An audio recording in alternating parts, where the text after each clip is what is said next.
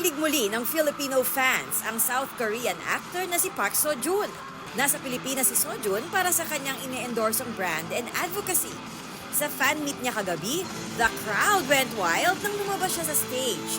Pati ang It's Showtime host na si Ann Curtis, hindi na itago ang kilig sa kanyang introduction kay Seo-joon.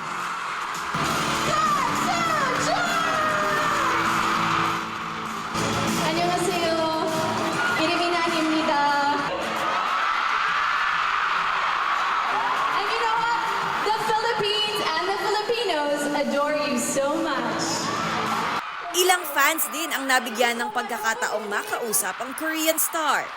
I hope I'm not wrong, but you're so mushy, so young. And I love you so much. I can die tonight.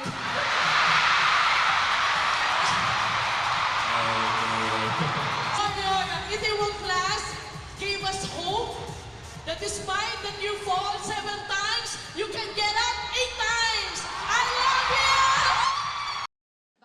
Bago ang fan meet, nagkaroon din ng press con si Seo-joon kung saan nagbahagi siya ng health tips.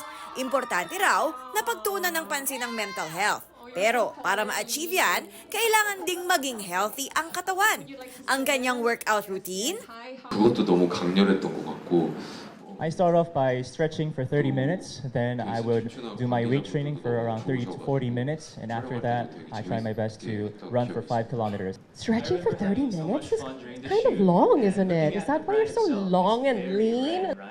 pero para sa mga magsisimula pa lang o struggling sa kanilang fitness journey, payo ni Seo-joon, 시작해 봐라. 생각하지 말고 그냥 You just have to start. Just start moving. 그게 Athena Imperial updated sa Showbiz Happenings. Once again, the Century Tuna Fit for Any Role, the Ultimate Fan Fest happens tonight at the Araneta Coliseum. That you could make it.